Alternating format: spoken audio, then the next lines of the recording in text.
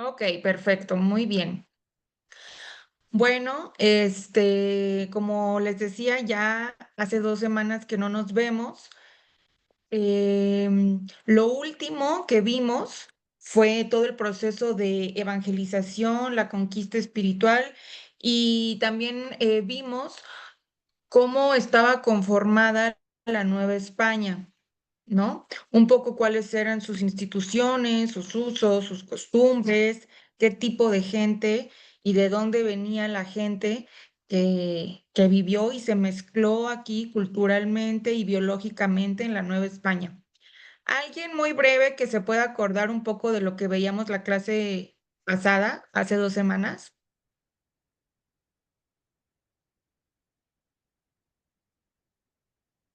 Alguien participe, no me dejen morir sola.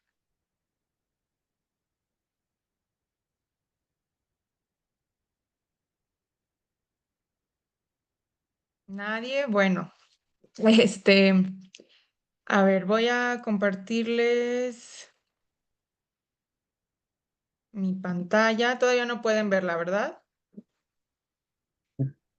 Perdón, es que no se activó el micrófono. Es que no recuerdo. Fue cuando estábamos hablando del arte, pero ese era el otro profesor, ¿cierto? Si mal no estoy.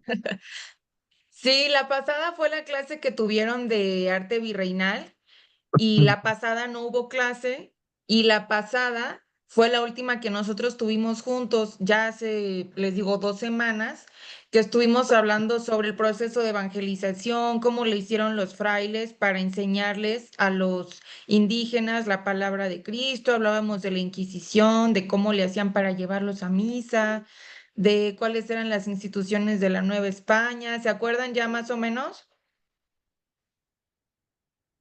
Sí, el auditor y todo Sí. eso, ¿no? Ujú. Exacto. Sí, sí, veíamos un poco cómo era la Nueva España, hablábamos de la música, de los alimentos, lo que ya había aquí, lo que llegó con los españoles y luego los platillos que se fusionaron y que nosotros seguimos comiendo hoy en día y forman parte de nuestro patrimonio gastronómico. Hablábamos, ¿qué más? ¿Qué más? De la música, de la elaboración de códices, de la Inquisición, claro, de las rebeliones, también dijimos que no fue como que cayó México Tenochtitlán y ya, todo mundo quedó tranquilo y subordinado a España, pues no hubo muchos conflictos por todo el territorio que era muy extenso, hubo sitios que jamás lograron conquistar los españoles, ¿no? Todavía bien entrado el siglo XIX.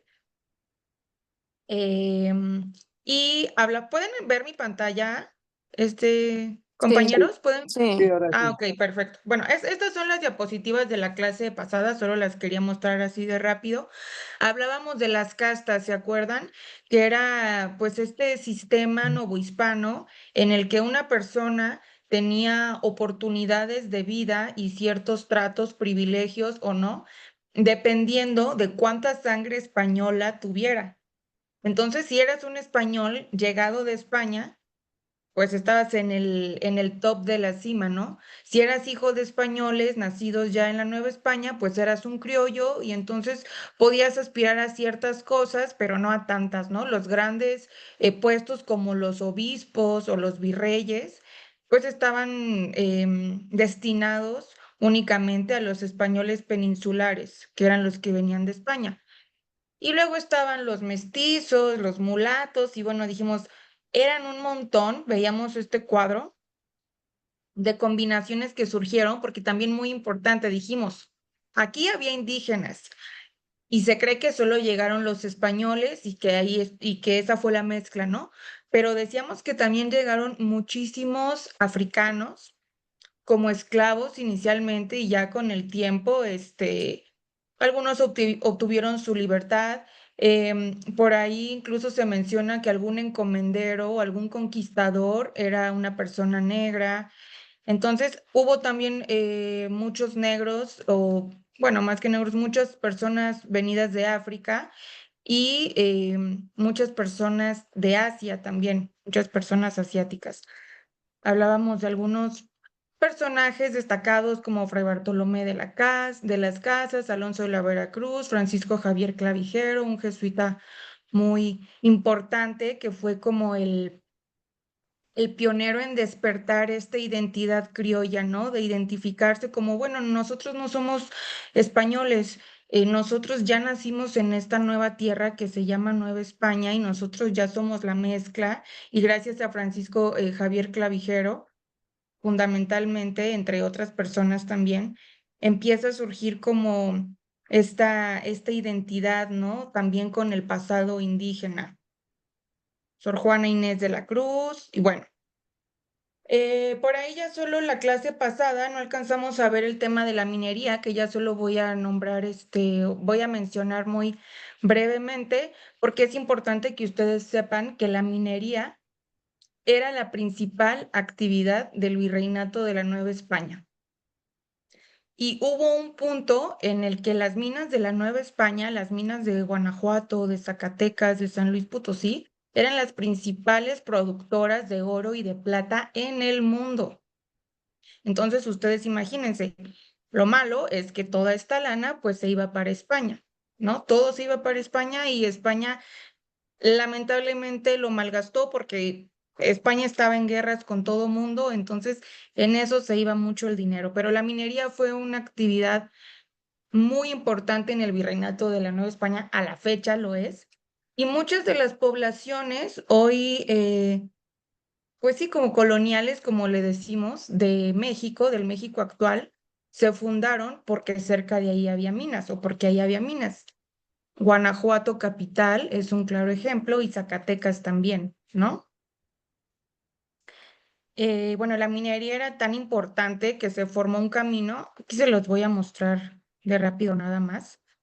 Ya luego espero que ustedes como que se enteren de esto y tengan la curiosidad y el tiempo de poder investigar un poco más al respecto, ¿no?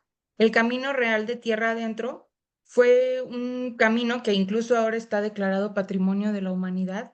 Fue uno de los principales caminos y primeros que se construyeron aquí en la Nueva España y era pues literalmente un camino por el que iban carretas cargadas de oro, de plata, de minerales, desde la Ciudad de México hasta Santa Fe en Estados Unidos, que en ese tiempo seguía siendo parte de la Nueva España, ¿no?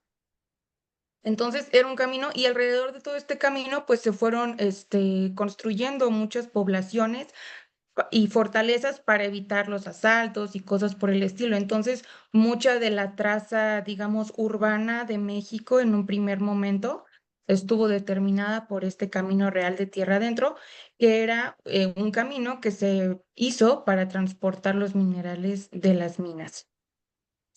Ok, pues todo eso veíamos la clase pasada, todo muy, muy bonito bueno, muy interesante más bien con la Nueva España.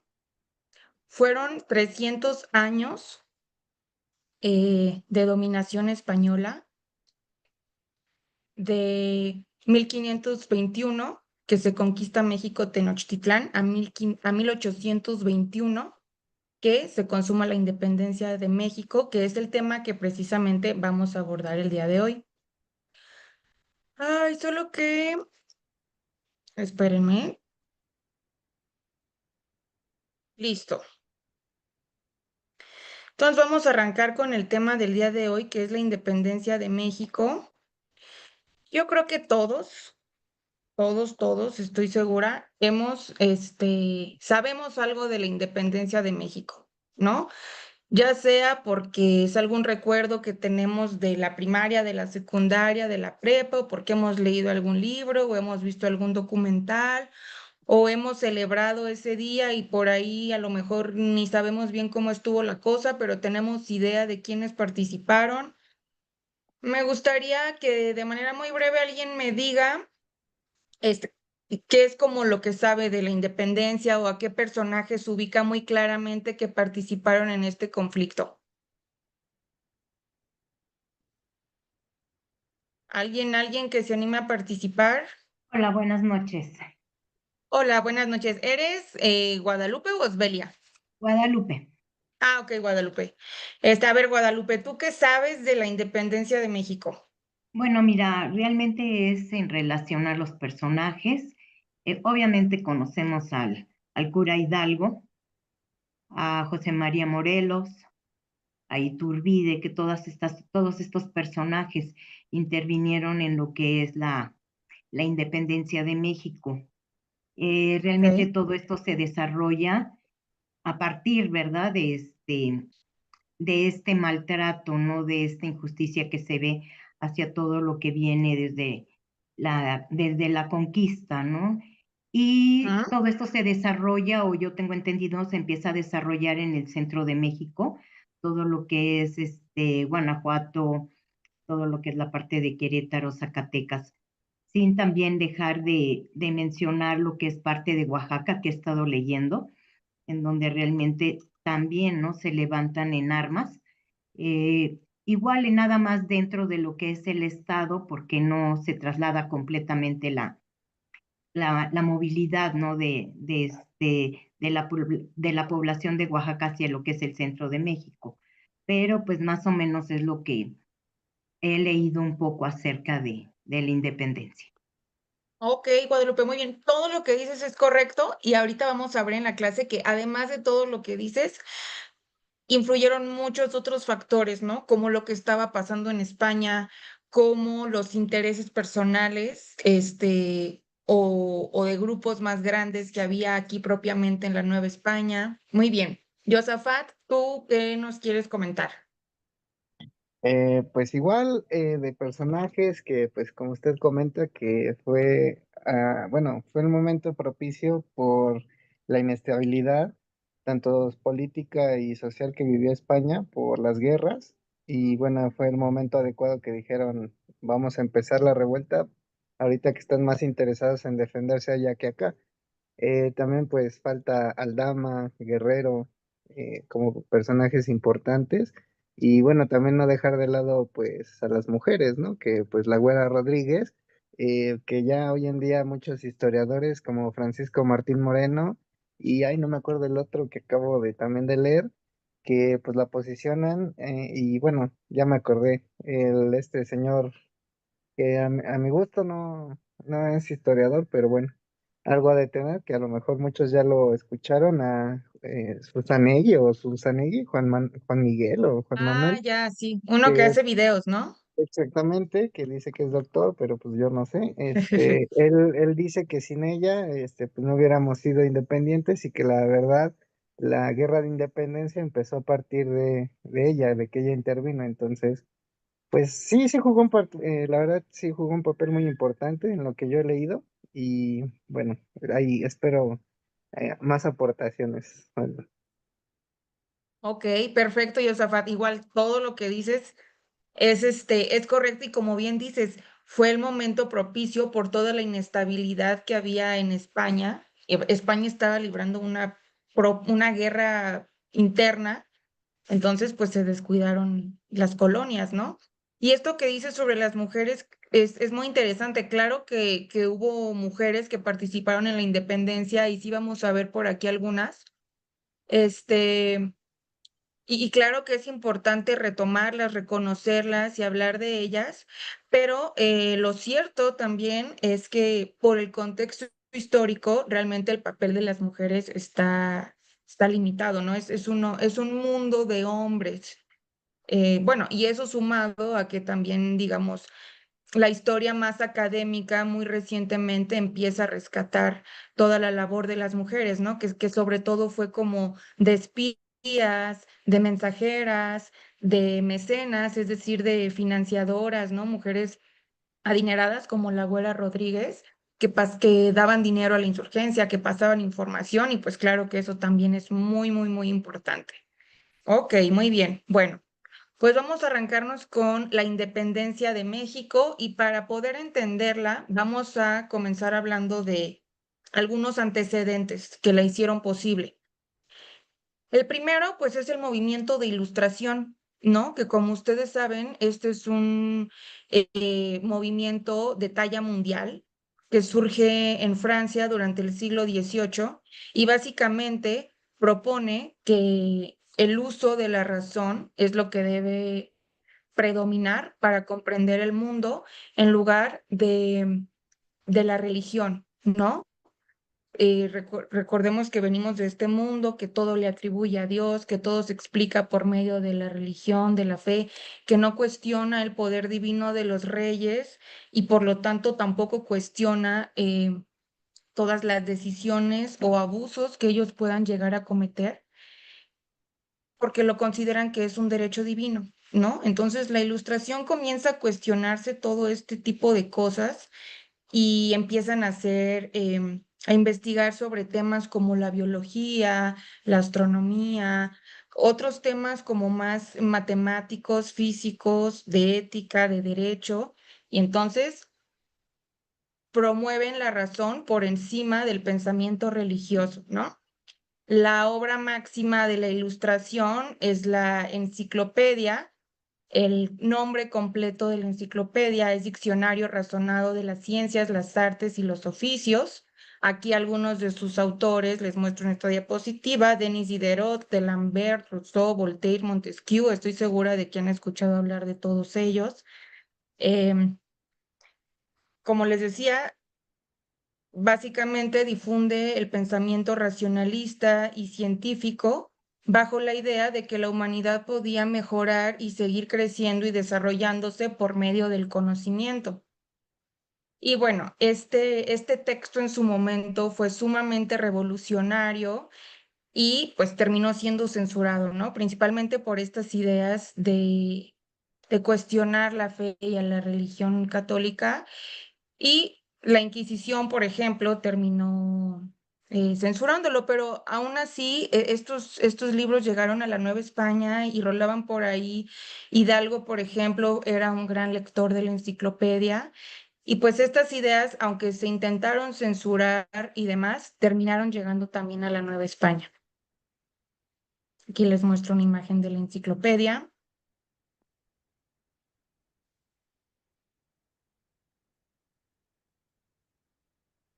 Y bueno, otro antecedente muy importante para que se dé la independencia de México es la independencia de las 13 colonias, o sea, la independencia de Estados Unidos, ¿no? Estados Unidos fue el primer país en América en independizarse. Ellos se independizaron de Gran Bretaña, que fue quienes los habían conquistado. Y bueno, esto ocurrió en el año de 1776. Y la independencia se dio, pues básicamente porque, al igual que aquí en la Nueva España, a ellos, los británicos, les aplicaban una serie de impuestos, no les permitían desarrollarse de manera independiente, les tenían limitado el comercio, la producción, etcétera. Y Estados Unidos, o bueno, en ese momento las 13 colonias terminan independizándose de la Gran Bretaña. Las 13 colonias que se independizan, aquí se las muestro en un mapa. Aquí está un mapa completo de Estados Unidos. Son este cachito que está aquí. Son Georgia, Carolina del Sur, Carolina del Norte, Virginia, Pensilvania, Maryland, Delaware, Nueva Jersey, Connecticut, Rhode Island, Massachusetts, Nueva York y New Hampshire. ¿Okay? Digamos que así arranca el país que hoy conocemos como Estados Unidos. Y aquí les quise mostrar una bandera porque las franjas de Estados Unidos, si ustedes las suman, dan 13, pues como en representación de sus 13 colonias que se independizaron. Obviamente las 13 colonias de Estados Unidos se independizan también por las ideas de la Ilustración y como parte de sus nuevos estatutos, pues se declara la igualdad ante la ley y la división del gobierno en 3 poderes, que nosotros conocemos muy bien porque es lo que se sigue aplicando en la actualidad: el ejecutivo, el legislativo y el judicial. Además de la independencia de Estados Unidos, en 1789 también comienza la Revolución Francesa, inspirada en las mismas ideas ilustradas y revolucionarias de libertad, igualdad y fraternidad. La Revolución Francesa fue mucho más larga y radical que la de las 13 colonias. ellos terminaron decapitando a su rey, Luis XVI, pues que era un tirano básicamente, ¿no? El pueblo se estaba muriendo de hambre y él y toda su corte estaban enriquecidos, viviendo tranquilamente. Y bueno, con la Ilustración surge un movimiento también a nivel, principalmente en Europa, ¿no? Que se conoce como despotismo ilustrado. Y pues son básicamente reyes que tienen ideas ilustradas, ¿no? En plan de, bueno, pues no está tan mal apelar al conocimiento, ¿no? Algunas ideas de la Ilustración son buenas, vamos a ponerlas en práctica, pero o sea, con cierta cautela, ¿no? No de manera tan radical como, pues, no les parecía a ellos, por ejemplo, este cuestionamiento de que los reyes no tenían ningún derecho divino. Todo como con mucha medida, pero sí comienzan como a ilustrar también sus administraciones y por eso a este movimiento se le conoce como despotismo ilustrado. En España, Felipe V, que fue el primer rey Borbón, en España en 1700, antes de 1700, la casa que reinaba España eran los Asturias.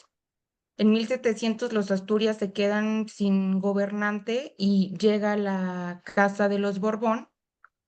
Fue Felipe V, él, el primero de ellos, y fue el primero como que empezó con estas ideas en España. Más bien Posteriormente, fue que se quedó sin heredero al trono, por eso se muere y entra la disputa entre Alemania y los Borbón y quedan. exacto, ¿no? Que se llamaba el anterior, no recuerdo su nombre, pero que le decían el hechizado, Sí, porque, ¿cómo se llamaba, Josafat? ay no, yo tampoco me acuerdo, pero fue cuando, bueno, él implementa a Felipe V las reformas borbónicas, que también fue un incentivo de la, ¿cómo se llama? La independencia aquí en México. Sí, claro, claro, claro. Y sí, precisamente se pasa de la casa de los Asturias a la de los Borbón y eso obviamente no fue así como pacíficamente, hubo por ahí una guerra porque los Asturias se quedaron sin heredero, porque su último heredero, de quien no recordamos su nombre, pero le decían el hechizado, era una persona muy enfermiza. Y esto se cree que era por las prácticas endogámicas que tenían los reyes, ¿no? Esto de casarse los hermanos con los primos y los sobrinos y todo mundo con todo mundo, pues eso, este, terminaba trayendo consecuencias a la salud, ¿no? Y busquen una foto de este personaje, de este rey, a quien le decían el hechizado, y la verdad es que tiene la cara totalmente deforme y precisamente murió siendo muy joven y pues tenía muchas enfermedades. Como bien dice Josafat, eh, como parte de este movimiento ilustrado y de este despotismo ilustrado, en España, en la Nueva España, perdón, se aplican las reformas borbónicas, así se les llama, a este proceso, proyecto que se hizo con la idea de renovar la administración en la Nueva España con ideas más novedosas, ¿no? Entonces, entre Carlos III y Carlos IV se encargaron como de implementar estas reformas. Se mandó a un visitador a la Nueva España. Bueno, esta es una imagen de Carlos IV, creo.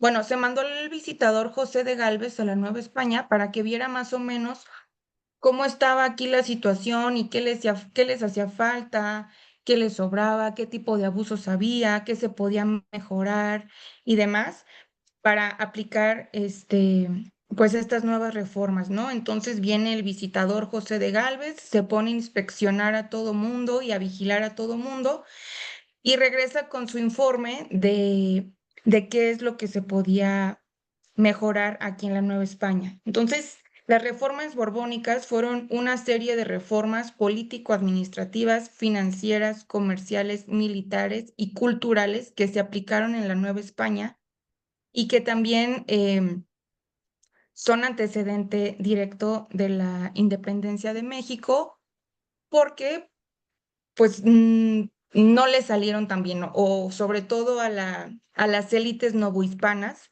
no les convinieron del todo. Como una de las medidas más importantes político-administrativas fue que el virreinato se dividió en intendencias. Ajá. Entonces, estaba la Intendencia de México, de Puebla, bueno, todas estas intendencias que les muestro aquí. Y cada intendencia tenía su intendente, que era como su gobernador, ¿no? Por decirlo de algún modo. Entonces, estos gobernadores, pues, tenían varias facultades que le restaban poder al virrey. ¿Ok? Entonces, el virrey ya no tenía, ya no era casi que el representante, bueno, sí era el representante directo del rey, pero ya no estaba tan colmado de atribuciones y facultades, porque estaban ya también los intendentes para limitarlas. Entonces, esa fue una reforma importante. Aquí les muestro un mapa de cómo quedó dividida la Nueva España con con la implementación de la división por medio de intendencias. Ay, alguien se salió, Itzel, perdón, ya la acepté. Ay, por ahí veo que me escriben en el chat, luego yo no alcanzo a ver. Si alguien puede, ya Ah, vi, sí, Josafat, que tú pusiste, fue Carlos II. sí, Ok, Carlos II, el hechizado. sí, el último el de la, ¿cómo se llama? De la línea de Asturias. Ok, perfecto. Pues él fue entonces el último de los Asturias y debido a su mala salud, pues ya no hubo descendiente y llegó la Casa Borbón después de una disputa, evidentemente. Bueno, entonces, primera reforma borbónica que terminó impactando a la Nueva España fue una nueva división del territorio. Ya no iba a haber ayuntamientos y cabildos y esas cosas que vimos la clase pasada. Ahora iba a haber intendencias y cada intendencia iba a tener a su intendente y estos intendentes le restaban poder al virrey.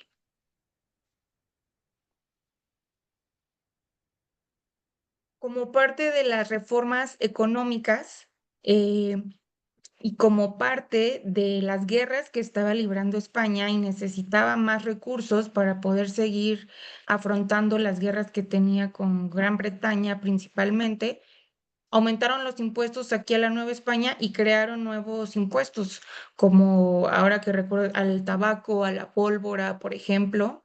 Entonces, pues eso obviamente impactó aquí en la sociedad novohispana y pues no les gustó a los criollos. Las reformas borbónicas no solo fueron malas, ¿no? Como decíamos, sí venían también de un pensamiento ilustrado, entonces surgieron cosas buenas también, como el Real Seminario de Minería, como les decía, la Nueva España llegó a ser el principal productor de oro y de plata del mundo. Entonces, como parte de las reformas borbónicas, se creó una escuela para formar a mineros, ¿no? A ingenieros, básicamente en minería, que pudieran hacer esta actividad, pues con mucho más conocimiento, con mucho más técnica, tecnología. Se dio un impulso importante entonces a la minería.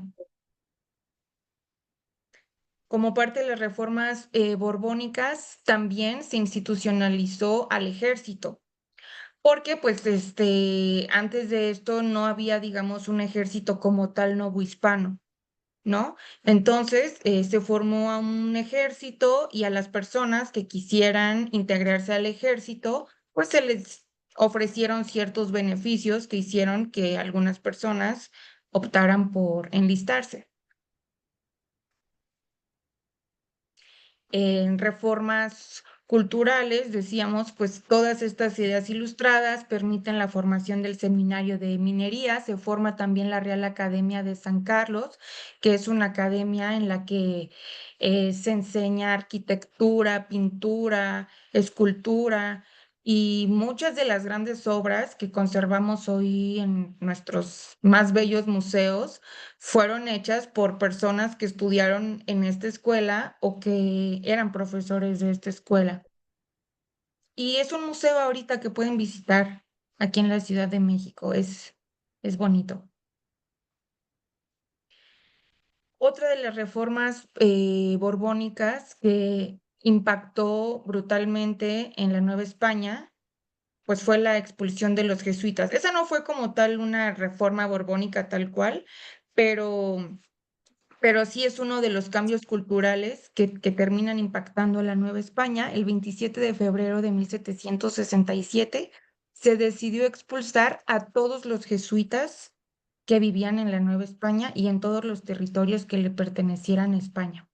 De esto ya habíamos hablado un poco cuando hablábamos de Francisco Javier Clavijero, porque él es uno de los jesuitas que se ve expulsado y yo les decía la clase pasada, imagínense, o sea, eran muchos, muchos jesuitas y algunos de ellos ya eran incluso novohispanos, ¿no? Ellos no, ya esta generación de jesuitas no son los primeros frailes que llegaron tras la conquista y que venían directamente de España. Muchos de estos jesuitas ya eran criollos, ¿no? Ya se asumían como novohispanos, entonces pues eso obviamente también generó mucha molestia en la comunidad porque además yo les decía la clase pasada, eran sus maestros. Muchos de los jesuitas que terminan expulsando eran sus maestros. Entonces imagínense ver a sus maestros con grilletes, ¿no? Con cadenas, llevados todos rumbo a Veracruz para que ahí por medio de barcos fueran de vuelta para, no para España, porque pues ellos los habían expulsado, se fueron para Italia. Entonces, imagínense, ¿no? Fue algo muy, muy fuerte. Hubo incluso varios, levantamientos de gente que se molestó muchísimo por la expulsión de los jesuitas y que se opuso a ello. Em, y bueno, entre otras cosas, la expulsión de los jesuitas estaba fomentada porque ellos, que eran quienes tenían un papel muy importante en la educación de la Nueva España, pues eran grandes promotores de la identidad criolla. Acuérdense que, por ejemplo, Francisco Javier Clavijero escribe la Historia Antigua de México, que es un texto en el que retoma todo el pasado indígena de Mesoamérica, a los mexicas, a los mayas, a los olmecas, y sus grandes ciudades y sus grandes conocimientos y demás. Y esto hace que los criollos puedan sentir que tienen un pasado en común, ¿no? Que los une a esta tierra y que además es un pasado glorioso. Entonces, bueno, la expulsión de los jesuitas también como antecedente de la independencia de México. Y el otro muy importante es que en 1808 Napoleón Bonaparte invade España. Eso es, yo creo que precisamente a lo que se refería Josafat con que se da la oportunidad propicia porque pues evidentemente España se debilita. Entonces, Napoleón Bonaparte invade España. Carlos IV, que era el rey de España, abdica a favor de su hijo Felipe VII. Y Felipe VII, obviamente por presión de Napoleón Bonaparte, abdica a favor de José Bonaparte I, que es hermano de Napoleón. Entonces Felipe VII queda encarcelado, es tomado preso, y José Bonaparte, el hermano de Napoleón, se convierte en el rey de España. ¿Ok? Entonces, cuando esas noticias llegan acá a la Nueva España, pues obviamente hay mucho desconcierto, porque ellos se asumían como vasallos de Fernando VII, del rey de España, no del rey de Francia, mucho menos de José Bonaparte, ¿no? Que además dicen que le decían Pepe Botellas, Pepe pues José y Botellas porque dicen que era borrachín, don José Bonaparte. Entonces, así le decían, bueno, aquí les muestro una imagen de Fernando VII, quien era el rey de España antes de abdicar a favor de José Bonaparte, y él queda preso todo ese tiempo que que Francia está dominando o que Francia invade España. Fernando VII, que es el rey, está preso. Aquí les muestro una imagen de José I Bonaparte. Y aquí una de José de Iturrigaray, que él era el virrey de la Nueva España cuando todo este relajo sucede en España. Entonces, como les decía, aquí en la Nueva España dicen, bueno, pues ¿quién es nuestro rey? O le somos fieles a Fernando VII, aunque esté preso, o le somos fieles a José Bonaparte, aunque pues él es francés y nosotros no somos vasallos de los franceses y además eso fue una invasión, o nos organizamos aquí entre nosotros o qué es lo que vamos a hacer. Y en este primer momento, José de Iturrigaray, perdón, y otros españoles, pues comienzan a idear y a decir, no, pues vamos a hacer nosotros una junta y por ahí no les parece y terminan destituyendo a José de Iturrigaray por considerar como que se estaba aprovechando de la situación para él obtener más poder, ¿no? Y ser el soberano de la Nueva España. Les muestro aquí pues sí, una imagen donde queda como así muy claro algunos antecedentes de la independencia. Factores internos, como ya vimos, las reformas borbónicas, el criollismo, o sea, estas ansias de identidad, de pertenecer al lugar al que naciste, la explotación y la miseria del pueblo, que obviamente se da con todo este sistema de castas que ya hemos visto, y el impacto de la crisis política de España con la invasión de Napoleón Bonaparte. La revolución industrial, la ilustración, la independencia de las 13 colonias, la revolución francesa y la invasión de Napoleón Bonaparte. ¿Ok? Y bueno, para su estudio vamos a dividir la independencia de México nosotros para hoy esta clase en 4 etapas. ¿Ok? Que nos van a permitir entender mucho más qué fue lo que pasó y cómo se fue desarrollando. Esta primera etapa está caracterizada por estar bajo el mando de don Miguel Hidalgo, que todo mundo conoce. El nombre completo de Miguel Hidalgo era larguísimo. Él se llamaba Miguel Gregorio Antonio Ignacio Hidalgo y Costilla Gallaga Mandarte y Villaseñor. Imagínense nada más. Hidalgo era un criollo y además era el párroco de un pueblito en aquel entonces que se llamaba Dolores, hoy Dolores Hidalgo en el estado de Guanajuato. Hidalgo había nacido en Pénjamo y bueno, ya veremos que termina muriendo en Chihuahua en 1811. Es muy interesante que la imagen que nosotros tenemos de Hidalgo es realmente un invento, porque no hay pinturas de Hidalgo, no hay fotos, evidentemente no existía la fotografía en este momento, no hay fotos de Hidalgo, no hay pinturas de Hidalgo, no hay dibujos de Hidalgo. Entonces, pues la imagen que nosotros tenemos de Hidalgo es algo que a alguien se le ocurrió en algún momento, ¿no? O basado en descripciones a lo mejor que alguien les dio. Aquí les muestro, por ejemplo, algunas representaciones antiguas de Hidalgo y pues nada que ver con cómo lo conocemos nosotros actualmente, ¿no? Como este viejito, peloncito, buena onda. Aquí les quiero leer, si alguien me ayuda, una descripción que hace Lucas Alamán, que conoció a Hidalgo. Lucas Alamán era un conservador, un político conservador, pero bueno, él conoció a Hidalgo siendo un niño, ¿no? Pues de hecho es de quien leyeron el fragmentito del Pipila que les mostré. Y él hace una descripción de Hidalgo en su libro Historia de México. ¿Alguien que me ayude a leer, por favor? Yo, si gusta. Sí, claro.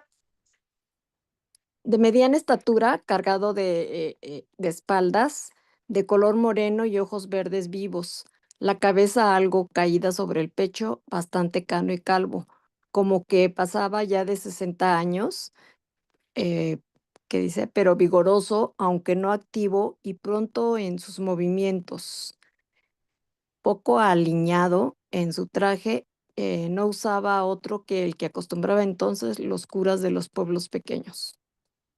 Muchas gracias. De nada. Pues bueno, esta es una de las descripciones que tenemos de Hidalgo, ¿no? Al menos nos da algunas pistas como que era moreno y tenía los ojos verdes, según Lucas Alamán, ¿no? Y tal vez como como él dice aquí que siempre estaba con su traje de cura, pues ahora siempre nos lo pintan así, pero yo no creo que él estuviera vestido así todo el tiempo, mucho menos librando una guerra, imagínense. Tenemos esta estatuilla de Hidalgo que parece que es la más cercana a su muerte, ¿no? Entonces, esto podría ser como lo más cercano, tal vez tiene la nariz muy aguileña, también es como una constante que yo veo en sus representaciones.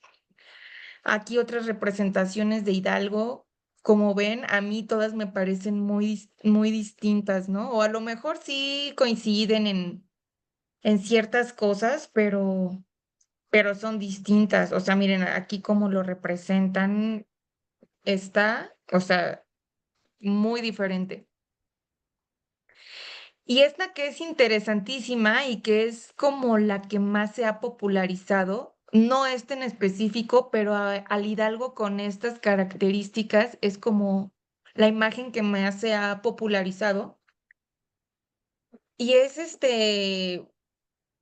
pues es muy loco porque este retrato lo manda a hacer Maximiliano de Habsburgo durante el Segundo Imperio de México.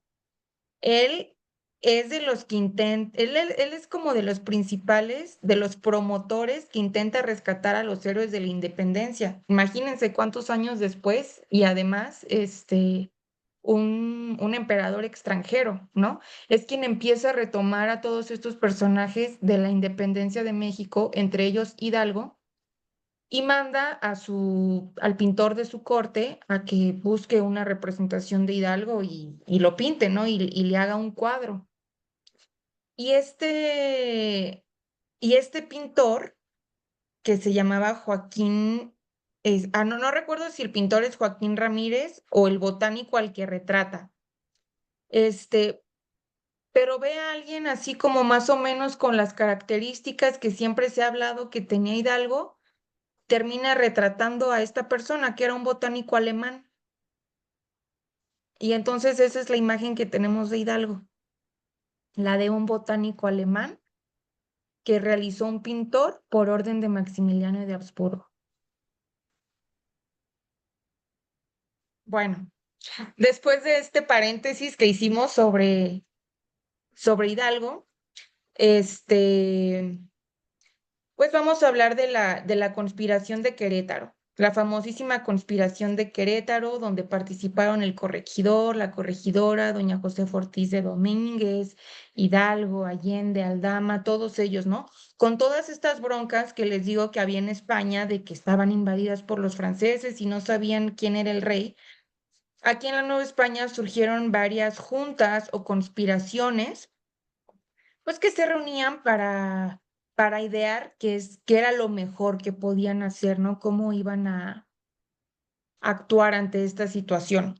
Una de ellas fue la de Querétaro, que termina siendo descubierta antes de tiempo. Ellos tenían pensado como llamar a las armas hasta diciembre, pero terminan descubriéndolos antes de tiempo y entonces lo aceleran todo y todo se hace como de manera muy desorganizada y hasta cierto punto improvisada porque los descubren. Y fue así como la madrugada del 16 de septiembre, don Miguel Hidalgo, como bien sabemos, va a la iglesia de donde él era párroco en Dolores, tocan la campana, convocan al pueblo, la gente sale pues como extrañada, ¿no? Por la hora, pensando que es una misa o que algo pasó.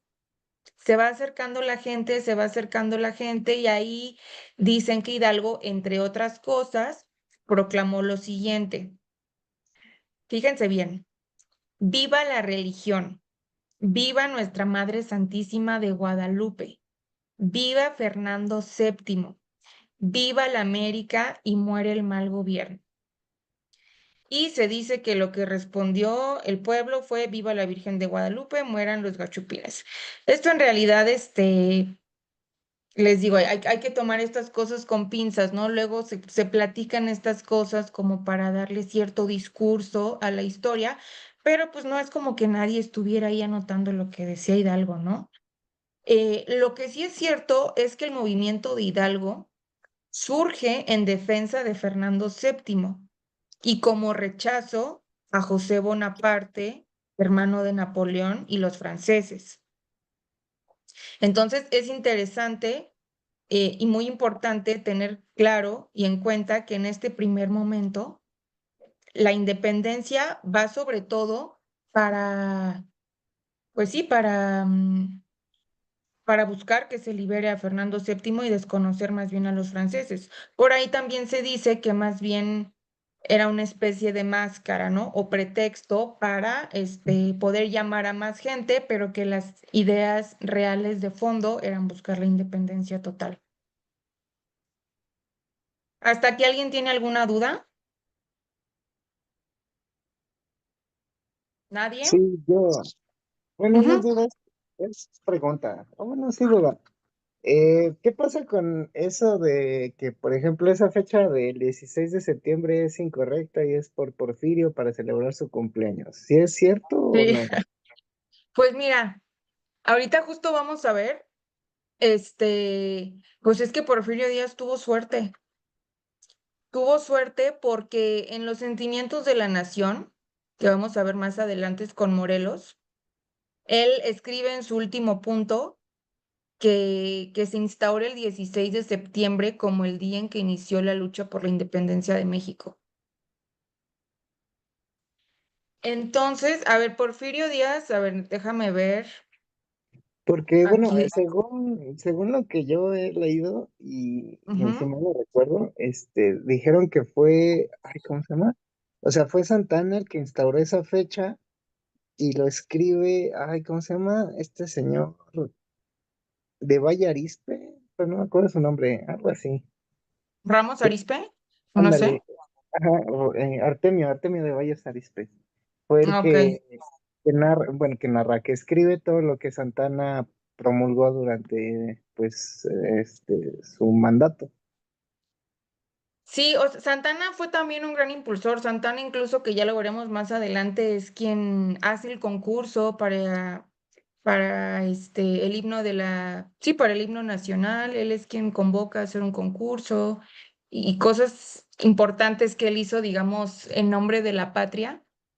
Em, lo que pasa aquí este, con, con Porfirio Díaz, mira, ahorita vamos a ver los sentimientos de la nación y ustedes busquen el documento, si no yo se los puedo pasar también. Y sí, Morelos dice en el último punto, solicita que el 16 de septiembre sea recordado como el día en que inició la independencia, ¿no?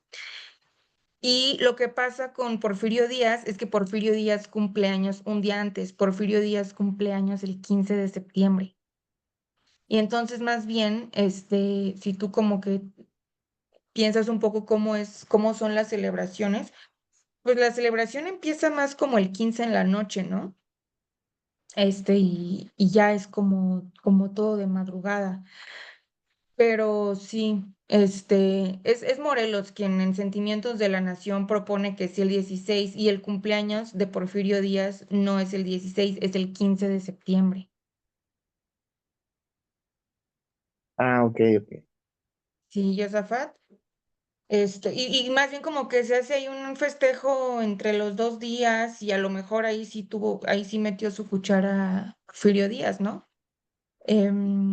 Cuando veamos, cuando hablemos del Porfiriato y veamos cómo fueron las fiestas del centenario de la independencia, o sea, van a ver que fue su cumpleaños, pero la independencia, pero muchísimos días más que se agarraron de fiesta. ¿Quieres decir algo, Guadalupe? Sí, pero entonces, al final de cuentas, independientemente de que si se instauró el día 16 o no, sí realmente se convoca el día 16 de septiembre, Sí. independientemente de que sea oficial, digamos, pero sí se convoca entonces ese día. Sí, fue esa Ah, ok. Ujú. madrugada, o sea, fue el 16, digamos, sí, el 16 de septiembre en la Ajá. madrugada. Ah, ok. Perfecto. Gracias. Sí, ese dato sí. Ok, bueno, les quería mostrar un video sobre la biografía de Hidalgo. Ya ven mis videos de biografías que les pongo que me encantan, pero por el tiempo no lo vamos a ver y yo se los paso para que ustedes lo vean si tienen chance. Tras el famosísimo grito de Dolores, que sí, como decimos, fue la madrugada del 16 de septiembre, pues se le une gente a Hidalgo que está molesta con su situación, ¿no? Principalmente jornaleros, mineros, mestizos, indígenas, todas estas castas que, que han quedado como al margen de los españoles y de los criollos, se unen a la independencia y el objetivo de Hidalgo es llegar a Guanajuato capital, porque en aquel entonces, como les decía, la minería era la fuente de dinero más importante del virreinato y Guanajuato era una de las minas más importantes de todo el mundo, la mina de la Valenciana, no sé si conozcan por allá. Entonces Guanajuato era un... Ah, perdón, ¿querías decir algo, Guadalupe? Ustedes interrúmpanme, ¿eh? No, está bien, lo comento un poquito más adelante. Ok, bueno. Este, Guanajuato era un punto muy importante a tomar, entonces Hidalgo emprende su marcha con su ejército, que además estaba armado con palos, con piedras, con sartenes, si ustedes quieran, vayan ustedes a imaginarse con qué tanta cosa, porque era un ejército irregular, o sea, era gente que estaba en su casa o que estaba haciendo otras cosas y de momento decide irse eh, integrando a la lucha, ¿no? Y entonces, pues no están armados, no están organizados y eso va a terminar siendo un problema muy grave, ¿no? Aquí les muestro un mapa de las campañas de Hidalgo. Quiero que nos ubiquemos aquí en Dolores, ajá, y que está luego pegadito Guanajuato. Entonces Hidalgo, perdón, pudo perfectamente de Dolores llegar directo a Guanajuato. Sin embargo, Hidalgo, en lugar de hacer eso, ahí se va con todo su ejército, de gente cargada de palos, de piedras, por un recorrido más largo. Entonces, de Dolores, pasan por Celaya, bueno, pasan primero por San Miguel de Allende, ¿no? Y entonces en Atotonilco toman el famosísimo estandarte de la Virgen de Guadalupe, que se va a convertir en el icono de la lucha de la independencia y que posteriormente la Inquisición, va a castigar a Hidalgo en parte por haber auspiciado su lucha bajo una imagen religiosa, ¿no? Pero como decíamos cuando hablábamos de la Virgen de Guadalupe, pues no había mejor símbolo para llamar a la gente que la Madre de México, ¿no? Que era y es la Virgen de Guadalupe. Entonces, con este estandarte está Hidalgo por todos lados y en nombre de ella mucha gente se le va uniendo. ¿Por qué creen ustedes que Hidalgo no va directo de Dolores a Guanajuato? ¿Por qué creen que se va a San Miguel de Allende, a Celaya, Irapuato, Silao y ya después llega a Guanajuato? ¿Por qué creen que no se fue directamente? Pues yo creo, Para... perdón, No, adelante, adelante. gracias. Yo creo que más que nada fue una especie de estrategia para ir, obviamente, atrayendo más gente. Trayendo más gente, obviamente no tenía un ejército bien formado, pero de esa forma creo que iba trayendo a la gente y sobre todo, como dices, ¿no? Con este estandarte de la Virgen, ¿no? Entonces, en su recorrido, pues yo creo que lo vio en una forma estratégica para realmente hacerse de gente. Exactamente, Guadalupe, tal cual. A ver, Josafat, ¿tú quieres decir algo más? ¿Quieres agregar algo más? Pues sí, bueno, es que, bueno, Allende, Aldama, que fueron los generales. Y bueno, también todo lo que he leído es que Hidalgo fue también un gran estratega militar. No sé si eso sea muy cierto, pero los otros dos eran parte del ejército. Entonces fue, me imagino que también estrategia militar para empezar a debilitar todo lo de alrededor, porque bueno, con lo que nos mandó a leer y pues la famosa Alhóndiga es lo que pues es lo que da el impacto. Claro, también, ¿no? Por un lado, esto que dice Guadalupe, que es fundamental. Ni modo de llegar con las 100 gentes, por decir algo, que se había unido a la lucha en Dolores, ¿no? Había que buscar más adeptos y entonces por eso se hace todo este recorrido, por eso rodea todo para llegar a Guanajuato, para que más gente se vaya uniendo. Y lo que dices tú, también puede ser, ¿no, Josafat? Como vamos a debilitar un poco, todo alrededor para que una vez llegando allá pueda ser más fácil la huida o no sé.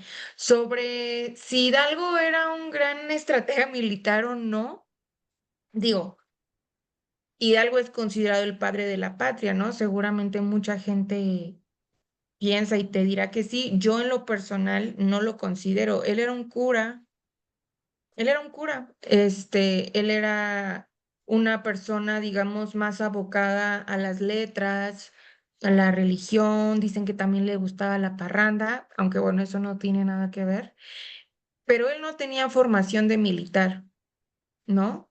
Como para, como para saber, dirigir a un ejército y hacer estrategias de guerra. Tan es así que Hidalgo muere a los meses de haber iniciado la independencia. A los meses, no duró ni un año el pobre. Entonces, bueno, igual en ese sentido es importante que cada quien nos hagamos de nuestro propio criterio, ¿no? Ahora sí que con los hechos o con los datos históricos, que cada quien hagamos nuestro criterio, eso es importante. Yo en lo personal considero que,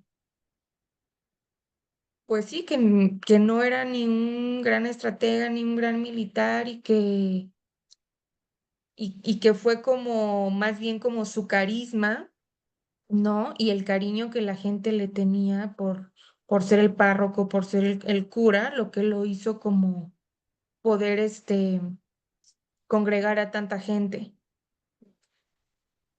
Bueno, y ahora sí, vamos con lo que ustedes leyeron. La toma de la Alhóndiga, que además es la primera batalla que tiene el ejército insurgente. Este ejército que va a formar Hidalgo se va a conocer durante toda la lucha como el ejército insurgente.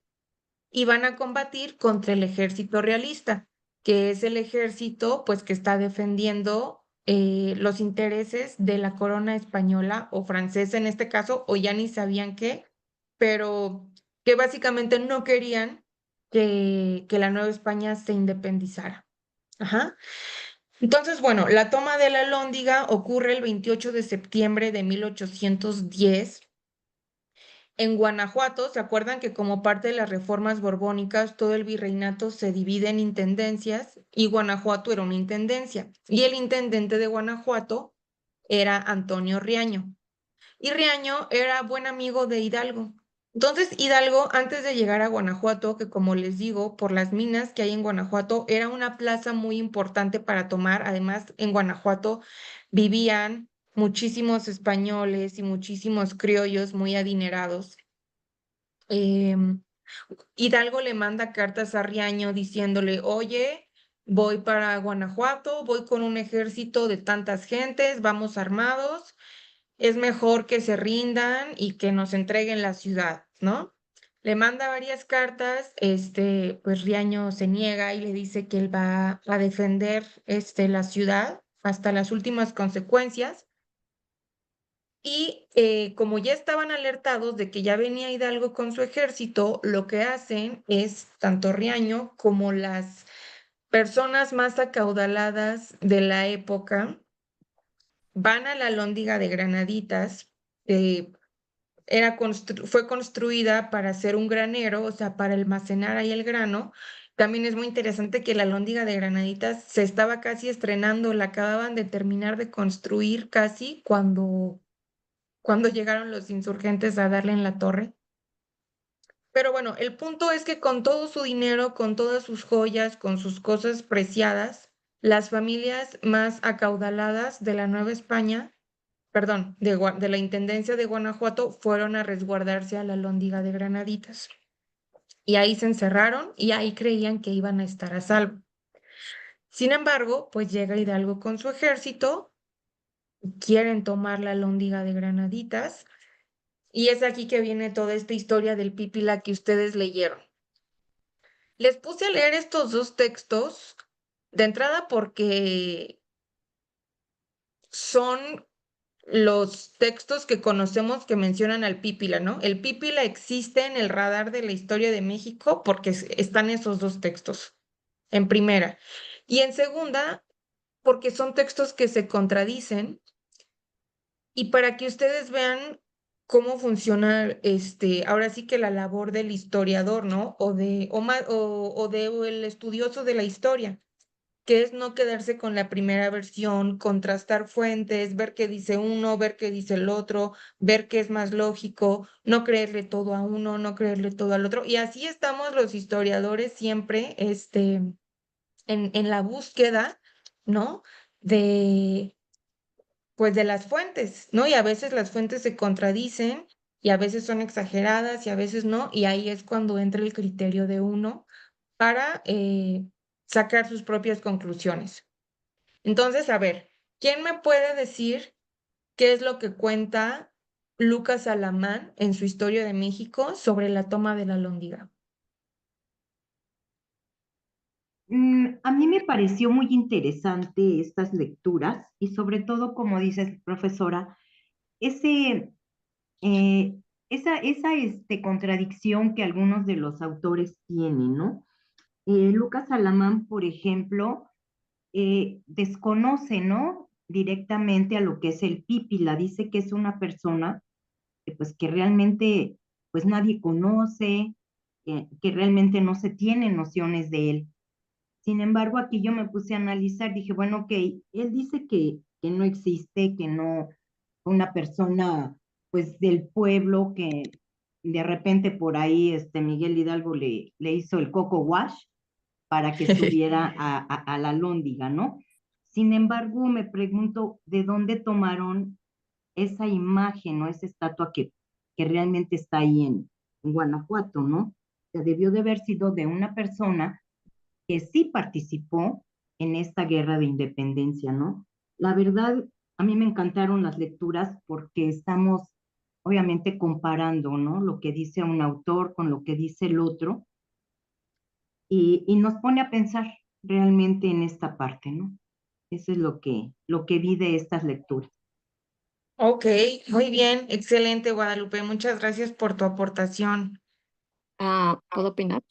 Claro, claro que sí, adelante. Osbelia, Es ¿verdad? que sí, es que también explica que, por ejemplo, intervinieron mineros, ¿no? Y los mineros creo que utilizaban esas como placas y también para poder derrumbar, eso dice Lucas Alamán, para poder derrumbar la puerta por medio de incendiarla y eso, utilizaban la posición, romana, que era tesudo, en el que se ponían precisamente, bueno, los romanos antiguos lo utilizaban y se ponían los escudos como techo y enfrente, ¿no? Era una formación de militar. Entonces ellos utilizaron eso y a la mejor de ahí viene. Ok, bien, muchas gracias, Osbelia. ¿Alguien más que haya hecho las lecturas y nos pueda decir, qué dicen, qué le dice su lógica, qué concluyen? Pues que a la mano utiliza pues lo que se requiere en cualquier historia, ¿no? La fantasía y el mito, porque hay muchos historiadores que niegan la existencia del Pípila. Más bien Y Carlos María de Bustamante, ¿no? bueno, perdón, sí, cierto. Sí, sí, cierto. Ajá. Él es el que juega con la fantasía y pues todo lo que hizo, porque pues yo he leído que es que la losa de piedra pues pesaba casi 1 tonelada, entonces, como una persona lo puede mover y pues sí, ¿no? Entonces, Eso es lo que contrasta, ¿no? La historia verídica contra, pues, la fantasía. Claro, claro, totalmente. Y ahí la diferencia entre ambas versiones es, bueno, la primera, que es que está escrita en el cuadro histórico de Carlos María de Bustamante. Él dice, sí hubo un pípila y cuando llegó el ejército insurgente, Hidalgo, incluso él dice que Hidalgo le habla por su nombre o por su apodo y que le dice, pípila, tú que eres un hombre muy valiente o eres tan valiente, algo así, para quemar esa puerta y entonces ve el pípila con la losa que como dice Josafat, imagínense cargar una losa de piedra y además pues en la Lóndiga sí estaba muchísima gente resguardada, digamos, pero había también gente del ejército realista, pues defendiéndola, ¿no? No es como que estuviera libre el camino para entrar. Había soldados también del bando contrario resguardando la Lóndiga, no es como que el Pipi lo hubiera podido hacer así como si nada, pues precisamente por eso se pone la losa, ¿no? Para repeler los ataques de los realistas. Entonces, bueno, de entrada es una losa pesadísima, pero bueno, eso es lo que dice Carlos María de Bustamante, ¿no? Entonces, que el Pípila se envalentona y con un ramo de ocote, quema la puerta de la Lóndiga y pueden entrar. Carlos María de Bustamante, entre otras cosas, porque él nos narra también en este texto que leímos cómo fue la toma de la Lóndiga, y ahorita hablamos sobre eso, pero Carlos María de Bustamante, perdón, Lucas Alamán incluso lo pone en una nota al pie, él dice, entre varias personas fueron por ocote, lo prendieron y entre varias personas quemaron la puerta de la Lóndiga y pudieron ingresar. Eso a mí me parece más lógico porque además no crean que era una puerta, la puerta de la Lóndiga como las puertas que se hacen, como la puerta del baño de su casa, ¿no? Por decir algo. O sea, eran puertas macizas, muy grandes, de madera gruesa. No se iba a quemar con una persona que le estuviera ahí prendiendo con el ocote, yo pienso, ¿no? Sin embargo, pues justo también es lo padre o lo interesante de la historia. No hay verdades absolutas porque la historia se está reescribiendo y repensando todo el tiempo. No es que lo que yo piense es la verdad, ¿no? Simplemente es como más lo que me dice a mí mi lógica. Yo no creo que haya sido una sola persona, yo creo que fueron entre varias personas, ¿no? Sin embargo, también es muy válido que alguien diga, no, yo sí creo que fue uno y que fue el Pípila y que el Pípila existió y el Pípila es lo máximo. Ahora nos pregunta a Guadalupe con mucha razón, ¿no? Bueno, pues si entonces no fue el Pípila, pues entonces, ¿quién es ese hombre de la estatua? Pues fíjense que este personaje del Pípila se lo atribuyeron a un minero de nombre Juan José de los Reyes Martínez, que sí existió, existe su acta de bautismo y demás. Este personaje sí escribió, sí fue minero perdón, y sí vivió en Guanajuato, y sí se adherió al ejército insurgente, pero de ahí a que en verdad haya hecho este acto que se le atribuye, pues eso sí no lo sabemos, ¿no? Entonces, bueno, este es el nombre del Pípila y, y también es interesante que Carlos María de Bustamante dice que Hidalgo le dice personalmente, Pípila, tú quema la puerta, ¿no? Y Lucas Alamán lo refuta diciendo, Miguel Hidalgo no fue a la Lóndiga, él se quedó como en una especie de cuartel, él no llegó hasta la Lóndiga, él no formó parte de la toma de la Lóndiga y además, como por qué conocía al Pípila para decirle por su nombre, ¿no? ¿De dónde saca Carlos María de Bustamante eso? Otra cosa también es que ambos escriben muchos años después de la toma de la Lóndiga. Escriben como 30 años o poco más de 30 años después de la toma de la Lóndiga. Entonces, como por qué Carlos de Bustamante tenía tan claro todo, incluso diálogos así exactos, de dónde se los sacó. ¿no? Nunca cita a nadie, ni dice que nadie le dijo, ni dice que nadie le contó. Él simplemente lo escribe como si eso hubiera sido la verdad absoluta. Entonces, eso es de cuestionarse. Pero bueno, pues ahí están ambas versiones. Es importante que ustedes las conozcan, perdón, y es importante que ustedes tomen y analicen la que a ustedes les convenza más o que se queden con las dos. También es padre quedarse con las dos, ¿no? Y cuando hablemos del pipil, hablar de que existen estas dos versiones.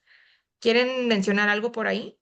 Sí, quería yo comentar porque cuando estuve haciendo la lectura, me metí a ver un poco acerca de la vida o de quién era Carlos Bustamante y Lucas Alamán. Entonces, Ujú. a mí se me hizo un poquito extraño al leer las dos, digamos, biografías, ya que Bustamante pues era oaxaqueño.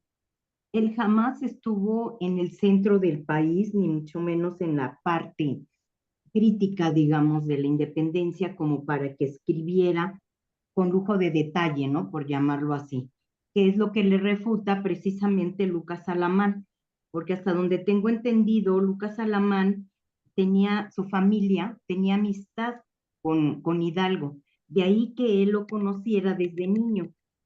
¿Ah? Entonces, no sé, ahí es para analizarse, yo lo estuve también así analizando, que a lo mejor eh, alguna parte, digamos, más cierta es la de Alamán, porque pues él vivió dentro de lo que es la parte centro, en Guanajuato, él sí era de Guanajuato, y esa relación que él describe de su familia con Hidalgo, en cierta forma a lo mejor es un poco más verídico, para mí por lo menos, que con Bustamante, que él siendo oaxaqueño, o sea, nunca, en su biografía nunca mencionan que él se haya trasladado, digamos, ni siquiera a tener una relación con Hidalgo, ¿no? Él es abogado y hace muchísimas cosas, sí, pero ahora sí que desde la trinchera en Oaxaca, nunca se traslada realmente a Guanajuato. Entonces, sí, a mí me encantaron, la verdad, las dos lecturas, y me puse a ver un poco acerca de la biografía de ellos dos, y fue algo así como que muy enriquecedor acerca de este punto. Eso sería Órale, todo. Guadalupe. Qué padre y qué increíble que hiciste ese ejercicio. Ese ejercicio que tú hiciste es tal cual un estudio historiográfico. Te felicito por haber tenido esa curiosidad, porque no solo es lo que se escribe, es quién lo escribe, ¿no? ¿Quiénes son estas personas? ¿Qué ideas tenían? ¿En dónde vivían? ¿En qué año lo hicieron? Todas esas preguntas sobre un texto nos van dando mucho más elementos para inclinarnos o por cuál puede ser más verídica o no, o simplemente para cuestionarlos, ¿no? Como bien dices, Lucas Alamán vivía en Guanajuato, él era un niño, pero, pero él estaba en la ciudad cuando eso pasó, ¿no? Él vio los estragos tras la toma de la Alhóndiga. Él pudo haberle preguntado a la gente, ¿no? A sus vecinos, él estaba ahí. En el caso de Carlos María de Bustamante, como bien dices, él nació en Oaxaca, sin embargo, él pasó la mayor parte de su vida en la Ciudad de México. Y Carlos María de Bustamante estaba en la Ciudad de México cuando ocurrió la toma de la Alhóndiga. Entonces, ¿qué va de estar en la Ciudad de México escribiendo sobre algo que ocurrió en Guanajuato a estar en Guanajuato y escribir sobre algo que escribió en el propio Guanajuato? ¿No? Por eso también Carlos María de Bustamante, como guanajuatense que era, dice con mucha certeza, aquí nadie conoce a ningún pípila, aquí no hay ningún pípila, ¿no? O sea, quién sabe de dónde se lo habrá sacado, quién sabe quién le habrá dicho a Carlos María de Bustamante esa historia, a lo mejor sí alguien se la contó, a lo mejor sí se la contó alguien que estuvo ahí, pero como él nunca cita a nadie ni dice, y esto me lo contó una persona que estuvo ahí, pues entonces está difícil creerle, ¿no? Y bueno, otra cosa importante es que Carlos María de Bustamante es un insurgente de hueso colorado y Lucas Alamán es un político más bien conservador. Y pues eso también va a ser importante al momento de escribir, ¿no? Y precisamente es a lo que me quiero pasar. Lucas Alamán, cuando habla de la toma de la Alhóndiga, lo describe como una terrible masacre. ¿no? No sé qué me puedan decir de eso, de qué se acuerdan. A mí me impacta mucho esa descripción que hace Lucas Alamán de la gente implorando por su vida, la gente aventando billetes, joyas, para ver si eso puede saciar, como, así lo describe él, ¿no? A ver si eso puede saciar como, el ímpetu de los insurgentes, gente llorando, pidiendo que se rindan, niños, gente de todas las edades. Mencionan incluso un niño de 8 años que muere, que venía con su papá de Italia y que estaban ahí reclusos. Y entonces, bueno, esa descripción que hace Lucas Alamán es terrible. ¿Alguien quiere opinar algo al respecto? Pues yo creo que es lo que siempre pasa en las guerras, desafortunadamente, que se convierte precisamente uno en barbarie y aparte ellos con tanta represión, con tanta supresión, todo lo que vivieron, liberaron también presos de las cárceles, Exacto. la ignorancia, todo eso motivó, se pierde también la esencia humana y principalmente se olvidan de eso y lo que pues crece más, es se pierde el raciocinio, pues, de lo que sucede, creo. Sí, no, sí, sí, sí, totalmente de acuerdo, Osbelia. Fue precisamente lo que pasó, ¿no? Y más con este ejército desorganizado que decimos, y como tú dices, también de gente que había estado marginada toda su vida. Y, pero es importante también, como tú dices, esto sucede en las guerras, ¿no?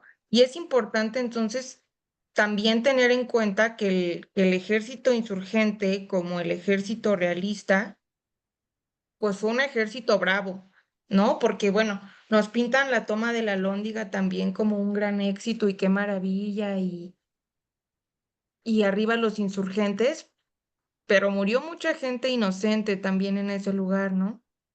Entonces es importante también, digamos, no mitificar ni endiosar ni a los personajes ni los procesos, ¿no? La guerra de independencia fue una guerra violenta, muy violenta, tanto por parte de los insurgentes como por parte de los españoles. Bueno, perdón, de los, pues sí, criollos y españoles y el ejército realista.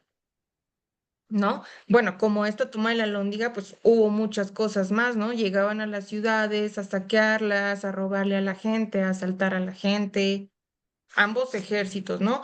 Y lamentablemente el insurgente también, muchas veces, porque ellos, como decimos, no era un ejército formal, entonces no tenían armas, no tenían dinero, no tenían cuarteles y pues necesitaban hacerse de ese tipo de cosas. Ok, ¿hasta aquí alguien más quiere comentar algo? ¿Nadie? Vale, entonces nos seguimos. Bueno, aquí les muestro otra imagen de la toma de la Alhóndiga,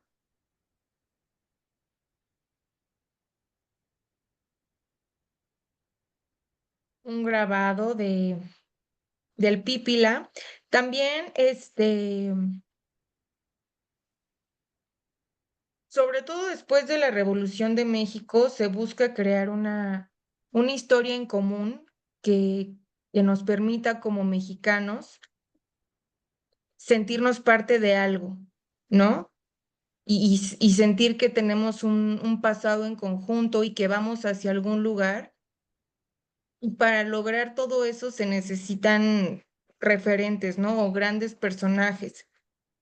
A eso se le llama la historia de bronce, ¿no? A esta tendencia a mitificar y casi a deshumanizar a personajes como Hidalgo, como el Pípila, como Morelos, como Benito Juárez, ¿no? Y que en realidad eso es más un discurso que la realidad, ¿no? Que los hechos. Bueno, aquí ya checamos lo de el Pípila. Pues cuando, cuando Hidalgo estuvo al mando de la insurgencia en esta primera etapa que estamos estudiando, obviamente ocurrieron muchísimas batallas, vamos a destacar únicamente dos.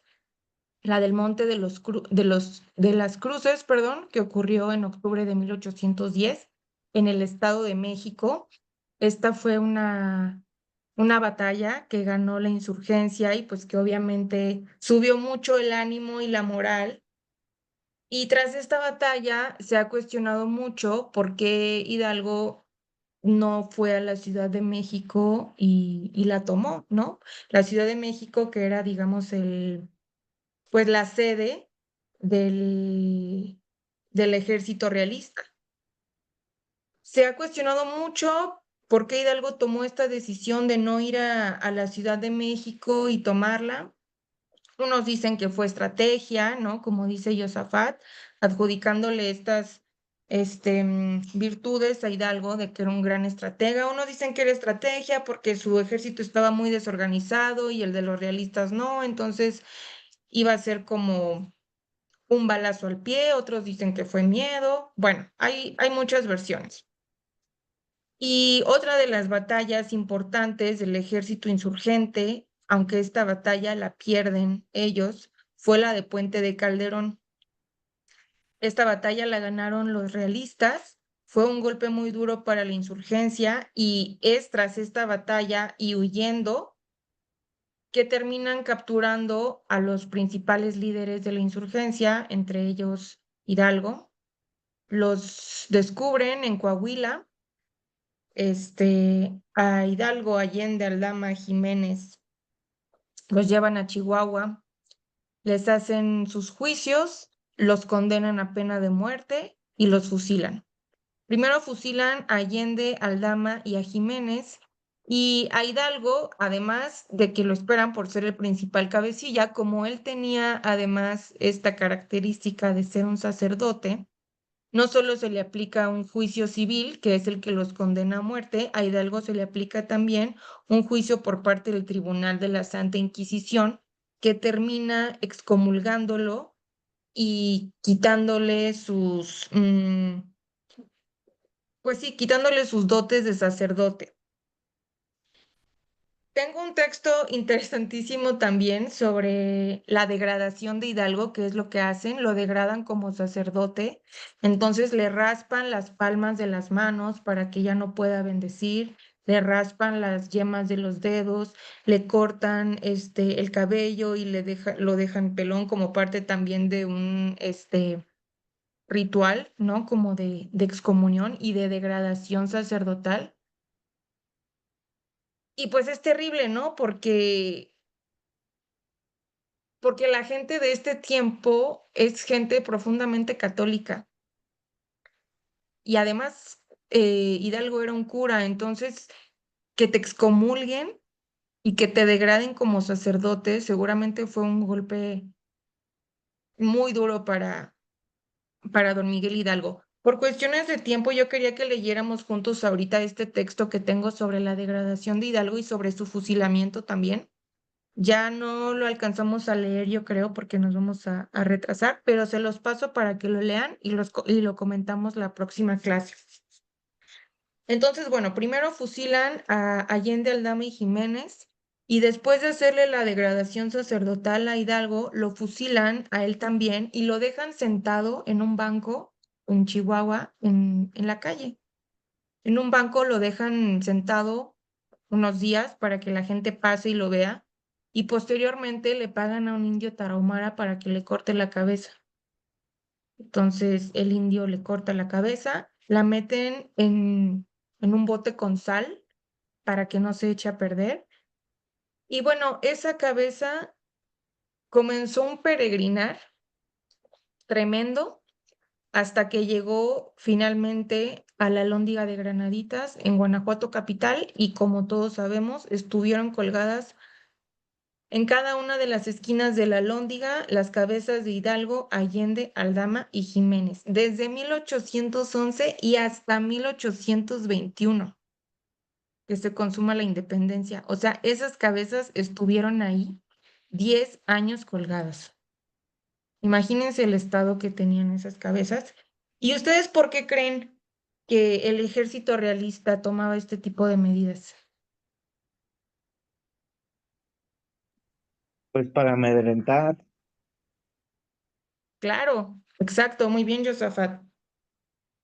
Ver lo que te podía pasar si te unías a la insurgencia, pues obviamente hacía que mucha gente se amedrentara, ¿no? Que se echara para atrás o que lo pensara dos veces.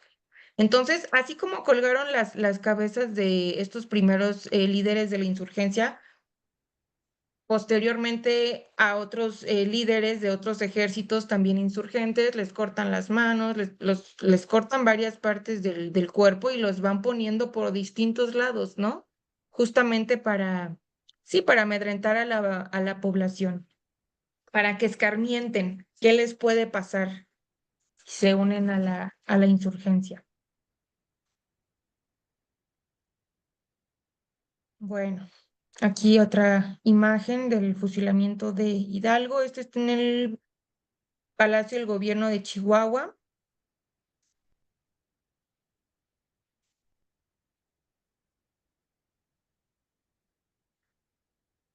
Aquí una imagen también de su fusilamiento. El texto que quiero que lean, bueno, que quería que leyéramos es muy interesante. Habla incluso de que Hidalgo guardó unos dulces. Bueno, ya lo leerán. Ok. Les hice aquí una lista para que estén contextualizados de quiénes fueron siendo los virreyes a lo largo de la independencia, para que cuando yo empiece a hablar de un virrey no se saquen de onda. Hubo varios virreyes durante el conflicto de independencia, ¿no?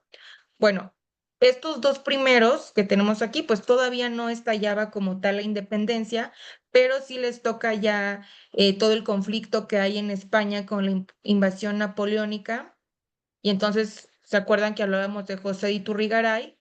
Que como no tienen muy claro entonces quién va a gobernar ahora que Napoleón invadió España, pues él empieza como a hacer una junta con la intención de él tener cierto poder y cierta soberanía y terminan por destituirlo, ¿no? Pero como tal, los virreyes que van a figurar durante el conflicto de independencia van a ser Francisco Javier Venegas, ¿ok? Félix María Calleja. Bueno, a Francisco Javier Venegas pues le toca el periodo de Hidalgo, ¿no? Y el periodo de Morelos también. Félix María Calleja, Juan Ruiz de Apodaca y Juan O'Donoghue, que ya no es considerado virrey, es considerado más bien jefe político superior, que es lo que hablábamos, ¿te acuerdas, Josafat, hace unas clases? Ya vamos a explicar por qué, cuando lleguemos ya más para el lado de la consumación. Pero bueno, estos fueron los virreyes de la Nueva España durante el conflicto de independencia. Ok, ya vi tu mano así. Vamos a pasar a la segunda etapa de la independencia, que se caracteriza por estar liderada por José María Morelos. ¿Hasta aquí alguien tiene alguna duda o quiere hacer algún comentario? Sí, yo ¿Nadie? algo rápido.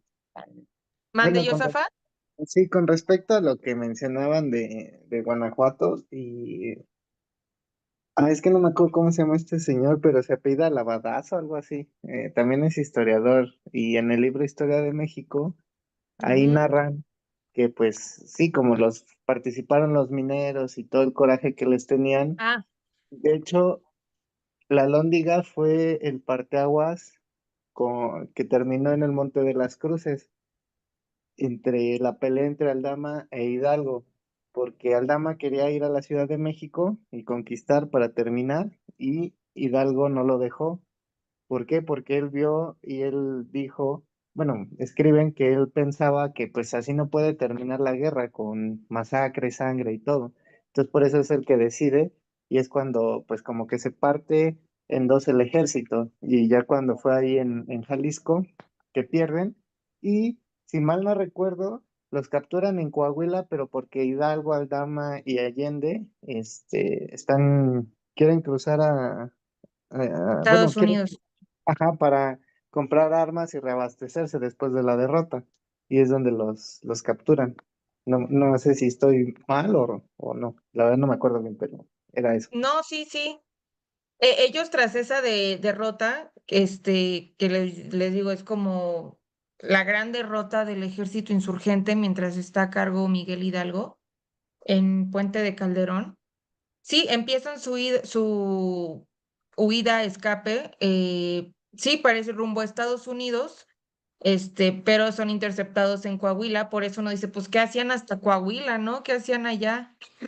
Es porque iban a Estados Unidos y ahí los interceptan y los llevan a Chihuahua y pasa todo eso que contamos. Sobre esto que mencionas de Hidalgo, es muy interesante e importante esto que dices, ¿no? Uno dice, ay, no, pues la insurgencia y Allende, Aldama, Hidalgo, y todos eran amigos y todos estaban de acuerdo y todos eran un gran ejército y para nada. O sea, había muchas diferencias entre ellos e incluso conforme va avanzando la independencia, vamos a ver que los motivos cambian. ¿No? Las motivaciones van cambiando en este primer momento, Hidalgo lo hace por Felipe VII, pero ya después no, después es una independencia total la que quieren con los sentimientos de la nación, luego más bien se inclinan por el primer imperio. Bueno, o sea, la independencia va cambiando de motivaciones, también ya al final por estrategia sobre todo, a lo largo del conflicto armado.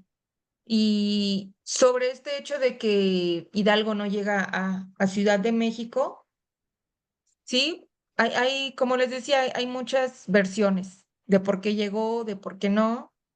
Es importante como considerar las que puedan estar por ahí y llegar a una conclusión personal, porque eso de la verdad absoluta, pues no existe. Ahora sí que nadie de nosotros estaba en la cabeza de Hidalgo y él no dejó nada por escrito para explicar por qué tomó esa decisión. Entonces, pues no lo sabremos. Bueno, la segunda etapa de la independencia, como les decía, está caracterizada por estar al mando de José María Morelos y Pavón, personaje muy conocido. Él nació en Valladolid, que hoy se llama Morelia, en su honor, precisamente. Y al igual que Hidalgo, termina fusilado en Ecatepec en 1815. Morelos también era sacerdote, solo que él en Michoacán. Eh, Hidalgo era rector de la escuela en la que estudiaba Morelos. Entonces, eh, no está muy claro si fue su profesor o no fue su profesor directamente, pero al menos sí se sabe que Hidalgo era el rector de de la escuela en la que estudiaba Morelos. Y pues a la muerte de Hidalgo es Morelos quien asume la dirigencia del ejército insurgente desde 1811, que fusilan a Hidalgo, hasta 1815, que lo terminan fusilando a él también. Morelos era criollo y esta segunda etapa de la independencia se caracteriza porque empieza a haber más organización, ¿no? Empieza a haber mucha más organización, empieza el ejército insurgente promulgar, bueno, primero hace un congreso, crean una constitución, empiezan como a darle validez a su movimiento, ¿no? Se empiezan a organizar mucho más. Un comentario. Leyendo en la biografía de Bustamante, encontré que él era amigo de José María Morelos y realmente él es quien le escribe todos los discursos a Morelos sobre todo lo que él tenía que decir y trabajar. Y terminan enemistados porque a espaldas, digamos, de Morelos, Bustamante escribe y redacta un acta en el que se redacta, pues, parte de la independencia. Entonces, de ahí también su relación de Morelos con Carlos María Bustamante, que fue lo que vi en su biografía. Sí, Guadalupe, sí tuvieron relación Morelos y Carlos María de Bustamante. Carlos María de Bustamante va a ser uno de los diputados que participan en el Congreso de Chilpancingo o el Congreso de Anáhuac, que es convocado por Morelos. Sí llegó a escribir varios textos, Bustamante. Ahorita creo que el de algo sobre América Septentrional Sí, algo así como Carta de Independencia de América Septentrional, no recuerdo bien el nombre. Sí, él, pues era, digamos, era diputado, ¿no? Era diputado también del Congreso y sí llegó a escribir varias cosas que se le reconocen, pero todo lo que hacía o decía Morelos, eso sí no. Así todo, todo en su totalidad, básicamente como si él fuera la mente maestra y Morelos, fuera así como su, su representante o nomás leyera todo lo que él escribía, no fue tanto así. Pero sí, Carlos María de Bustamante fue importante para el Congreso de Chilpancingo, claro que sí. Y sí escribió muchos textos también él, más allá de su cuadro histórico, ¿no? Y de sus consideraciones históricas. Fue un activo insurgente también Bustamante. Bueno, hubo muchas guerras también durante el mandato de Morelos por parte del ejército insurgente, sin embargo, vamos a destacar únicamente dos. La primera es el sitio de Cuautla. Morelos estaba en Cuautla, hoy estado de Morelos, llamado así, obviamente también en su honor, y el ejército realista sitió la ciudad con ellos ahí adentro, que es básicamente lo que pasó con México Tenochtitlan, ¿se acuerdan? El motivo por el que termina cayendo México Tenochtitlan es que los españoles sitiaron la ciudad y entonces les cortaron el suministro de agua, de alimentos, nadie podía entrar, nadie podía salir. Lo mismo les hizo el ejército realista, el ejército insurgente, con Morelos al mando en Cuautla. Entonces se quedaron ahí un par de meses, imagínense nada más. Y el ejército insurgente de Morelos logró huir, logró poder salir de Cuautla y librar al ejército realista. Entonces, ese se considera un gran mérito para el ejército insurgente, en primera, porque le demostró al ejército realista su capacidad para resistir, ¿no? Y en segunda, porque pues pudieron terminar huyendo, ¿no? Sin que obviamente hubo bajas y demás, pero no fue una masacre, ¿no? No terminaron, digamos, derrotándolos, como pasó en México Tenochtitlan tras el sitio de la ciudad. Otra batalla importante también fue el sitio de Acapulco. Esta vez fueron los insurgentes quienes tomaron la ciudad de Acapulco. ¿Y ustedes se acuerdan por qué el puerto de Acapulco era tan importante para la corona española? ¿Quién se acuerda? Pues Por la porque ahí nao de llegaban, China. Ay, perdón. A ver, ¿por qué? A ver, si quieres primero, tú, Osbelia. porque ahí llegaban las embarcaciones y se llevaban igual de minería y todo lo que tenían, el intercambio de mercancías, pues. Ok, sí. A ver, Josafat, ¿qué más puedes agregar? Por la nao de China y pues la ruta a Filipinas. Exacto, muy bien. Son lo que dijeron los dos, ¿no? Se complementaron con la respuesta. El puerto de Acapulco junto al puerto de Veracruz eran los puertos más importantes de todo el virreinato y en el puerto específico de Acapulco iba y venía el galeón de Manila o la nao de China. ¿Se acuerdan que lo vimos la clase pasada? Esta embarcación que iba de la Nueva España a las Filipinas trayendo y llevando porcelanas chinas, especias, tapetes, las cosas más finas y exóticas que ustedes se puedan imaginar. Entonces, ese fue un golpe duro para el virreinato, además de todo el resto de embarcaciones que, como bien dice Osbelia, pues llevaban otro tipo de productos, ¿no? Como el oro y la plata, por ejemplo, aunque también decíamos que la independencia duró 10 años. No crean que una guerra es solo, pues sí, la guerra y hay gente peleándose. Se para todo, se paralizó todo, se paralizó la minería, se paralizó el trabajo de campo, porque además la gente que trabajaba en esos lugares estaba luchando. No había quien trabajara la tierra. Los mineros eran parte del ejército insurgente también. Entonces, pues todo eso fue mermando también a la metrópoli, ¿no? A España. Pero bueno, estas dos como, batallas o sitios son muy representativos del momento en el que Morelos está a cargo de la insurgencia. Mientras Morelos está aquí al mando de la insurgencia en la Nueva España, en España, que sigue invadida por los franceses, una ciudad que no han podido tomar los franceses, llamada Cádiz, llama a unas cortes para crear una constitución, ajá, que pueda responder o que pueda organizar, porque obviamente en España pues tampoco querían los españoles estar invadidos por los franceses y por Napoleón, ¿no? Y ellos propios, ellos mismos, perdón, estaban a su vez viendo cómo los expulsaban y cómo ellos podían conservar su propia independencia. Entonces se convoca a un congreso en Cádiz, del cual resulta la famosísima Constitución de Cádiz.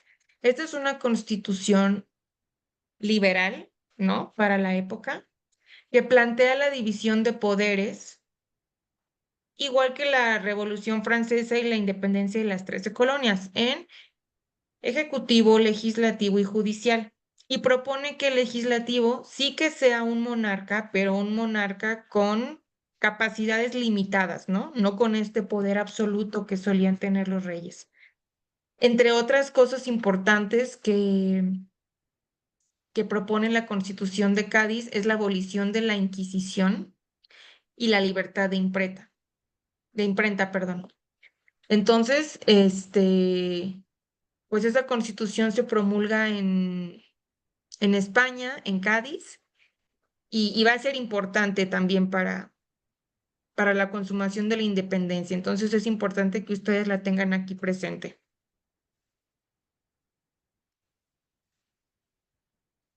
Ay, no puedo cambiar de diapositiva. Ya. Como decíamos, mientras tanto, en la Nueva España, el ejército, o más bien Morelos, convocó a un congreso para formular su propia constitución. El famosísimo Congreso de Chilpancingo, porque se reunieron en Chilpancingo, en el estado de Guerrero, y en este congreso participaron, como ya decíamos, varios insurgentes muy destacados, como Ignacio López Rayón, que ya antes de la constitución que se va a promulgar con el Congreso de Chilpancingo, él había escrito unos elementos constitucionales que si bien no circularon tanto como la Constitución que surgió de este Congreso, pues sí son su antecedente más directo, ¿no? Y la Constitución de Apatzingán, que es la Constitución que se hace tras este Congreso, básicamente retoma todos sus puntos. Entonces, Ignacio López Rayón participó en el Congreso de Anáhuac. Muchos dicen que él es en realidad como la mente intelectual de la independencia. Andrés Quintana Roo, Carlos María de Bustamante, como bien decía Guadalupe, José María de Lisiaga por el estado de Guanajuato. Y como parte de este congreso se declaró la independencia de la América septentrional, o sea, de la América de la Nueva España, ¿no? En este congreso se declara la independencia por primera vez, aunque pues obviamente no los tomaron en cuenta, ¿no? En este congreso, cuando el congreso se inauguró, eh, Morelos leyó un documento muy famoso, conocido como Sentimientos de la Nación. Son 23 puntos en los que Morelos enlistó, digamos, sus expectativas o lo que él deseaba, ¿no? Que sucediera con este congreso y algunas ideas también. Entonces, entre algunos de los puntos, ¿alguien me puede ayudar a leerlos, por favor?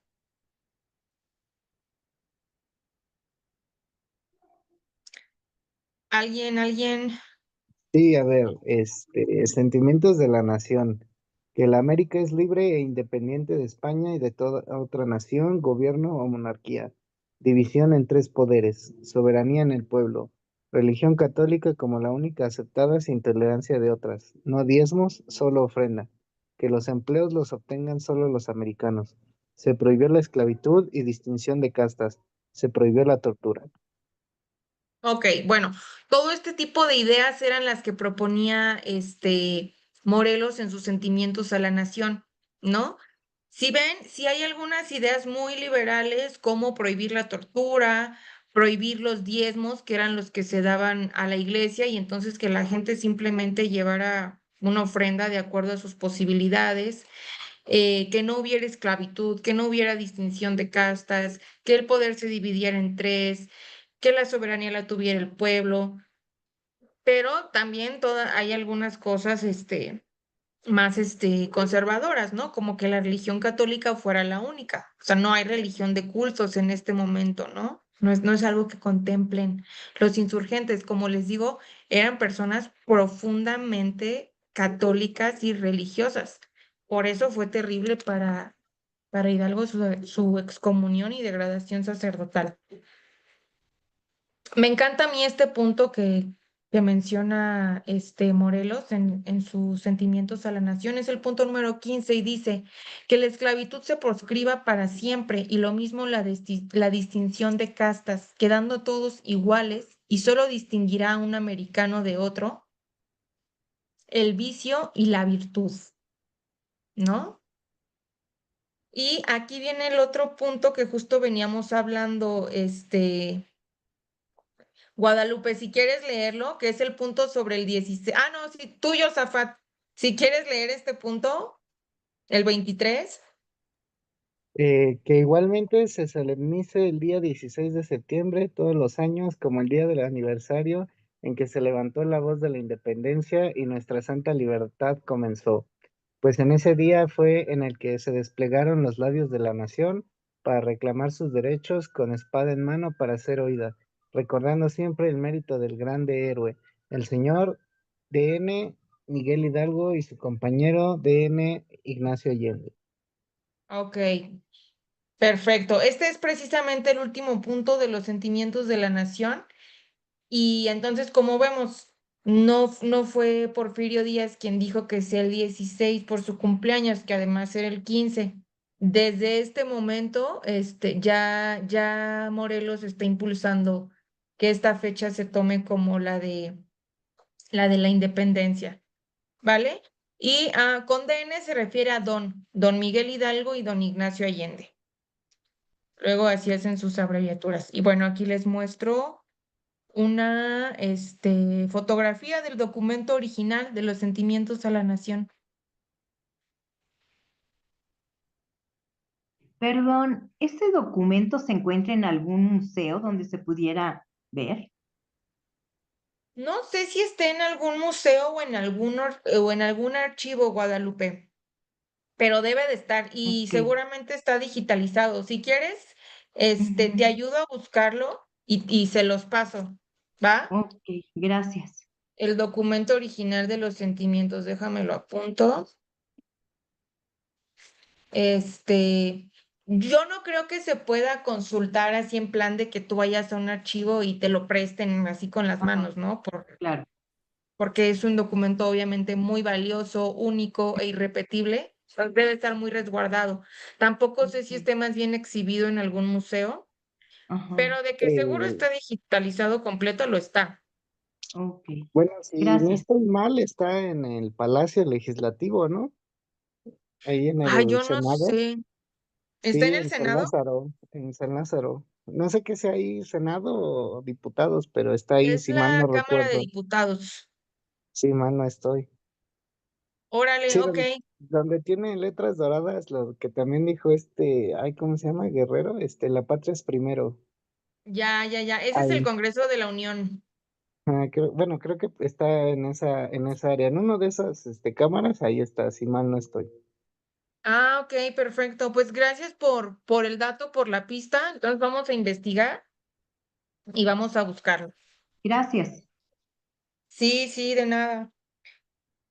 Bueno, del Congreso de Chilpancingo de Anáhuac surge la Constitución de Apatzingán de 1814, que aunque le hayan llamado Constitución y aunque haya habido un congreso para ella y demás, no fue una constitución realmente que tuviera validez, solo se aplicaba en los lugares en donde que iban tomando los insurgentes, ¿no? Pero a los realistas, por ejemplo, a los españoles, franceses de España, pues obviamente esta constitución no les importó, o bueno, claro que les importó, ¿no? Porque hablaba de que estaban cada vez más organizadas, pero me refiero a que no aplicaron sus artículos, evidentemente, ¿no? No la reconocieron. Sin embargo, pues el ejército insurgente hace su constitución y aquí les menciono algunos de los puntos que se destacan en ella. Está fundamentalmente basada en la Constitución de Cádiz, como ya veíamos, de corte liberal, aunque la Constitución de Apatzingán, a diferencia de la de Cádiz, que propone una monarquía, propone un régimen republicano, ¿no? Y que la religión católica sea la única en el país, que la soberanía radique en el pueblo, la división del poder en tres y que la ley debe ser igual para todos. Bueno, vamos a terminar esta clase con, pues, el juicio que le hacen a Morelos. Finalmente, al igual que Hidalgo, Allende, Aldama y tantos insurgentes más, em, Morelos es capturado por el ejército realista. Y al igual que Hidalgo, le aplican dos juicios, el del Tribunal de la Inquisición y también le aplican un juicio legal en el que lo condenan a la pena de muerte. Ujú. Finalmente, entonces, Morelos fue fusilado en Ecatepec, en Estado de México, en 1815. Y es muy interesante algo que sucedió y les digo, pensemos a estos hombres como seres humanos, ¿no? Imagínate que te condenen a pena de muerte. Ahora sí que habría que ser de palo para que una noticia así o saber que ese es tu destino no te impacte, ¿no? Y mucha gente ha acusado a Morelos de traidor porque antes de que lo condenen a la pena de muerte y él esperando como que pudieran ser más indulgentes con él, con su castigo, revela muchas cosas del ejército insurgente. Les revela pues todo lo que sabe, ¿no? Cuántos son, en dónde están, cuántas armas tienen, cuál es su estrategia, qué tenían contemplado para hacer su siguiente paso. Y así Morelos empieza a hablar, hablar, hablar, hablar y le da muchísima información al ejército realista, ¿no? Entonces, tanto la muerte de Morelos, que era el gran líder de la insurgencia, como toda la información ultra valiosa que él les proporciona al ejército insurgente, perdón, al ejército realista, va a terminar siendo un golpe de muerte para el ejército insurgente, ¿no? Porque se quedan sin su gran líder y entonces empieza otra etapa que ya vamos a ver la siguiente clase, que es más bien una guerra de guerrillas, ¿no? En donde son pequeños ejércitos escondidos en montes, en cerros, en sierras, haciendo pequeños ataques de forma más o menos desorganizada. Y entonces les digo, ya no existe esta gran figura, ¿no? De líder, como lo fue Morelos, y revela al mismo tiempo información muy importante que termina perjudicando a la insurgencia. Con esto concluye la segunda etapa de la independencia de México y se da pie a la tercera etapa que vamos a ver la próxima clase. ¿Ok? Hasta aquí me gustaría saber si alguien tiene alguna duda, quiere hacer algún comentario, me quieren contar qué opinan ustedes, de que Morelos ahora sí que haya soltado la sopa.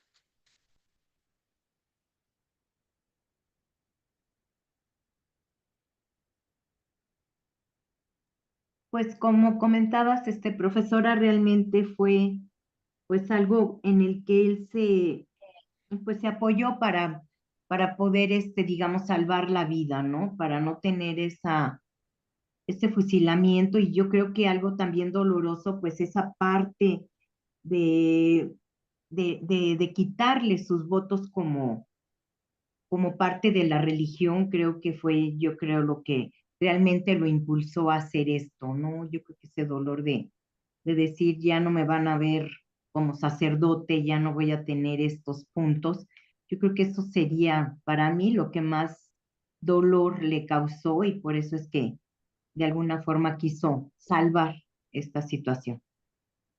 Ok, ok. Entonces, ¿consideran humano que él haya terminado hablando sobre todos los planes que tenía la insurgencia, en dónde estaban escondidos, en dónde estaban sus cuarteles? ¿Los demás qué opinan? Josafat, Osbelia. Pues que nadie sabe por lo que está pasando en ese momento, es algo muy personal, individual. Realmente yo no sé si lo torturaron o no lo torturaron psicológicamente, físicamente. Todo eso hay que a lo mejor valorarlo, ¿no? En la situación en que estaba, Claro, pues sí, creo que es de humanos.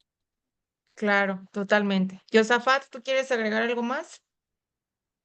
Sí, bueno, ah, algo, un poquito que algo así que nadie conoce mucho es que, por ejemplo, en la toma de Acapulco, Ujú. Acapulco fue la segunda, o se planeaba ser la segunda ciudad amurallada de aquí de América, como Campeche, pero pues el proyecto nunca pasó. De hecho, hay un fuerte que no me acuerdo, está dedicado a San Diego, San Blas, no me acuerdo. Y Ah, debe ser el de San Diego, que es incluso el que toman ellos. exactamente, este es de hecho igual, nada más que pues no le dieron importancia porque no sufrió tantos ataques de piratería, porque pues no les daba flojera darle la vuelta al mundo, ¿no? Entonces, y aparte aquí solo entraban especias y salían prisioneros, eso era lo que para Filipinas, entonces, esa es una. También, a diferencia de, bueno, lo que le pregunté de Hidalgo, que él sí fue bueno, no se sabe si sí fue militar. Morelos sí, fue militar, o sea, él fue el estratega, él fue el líder, él peleó al frente y todo.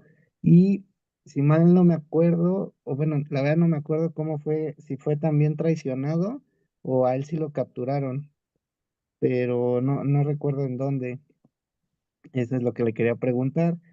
Y la última era que sí, que le confirmo que sí está ahí en el Congreso, ahí en San Lázaro, los sentimientos de la nación. Ahí está.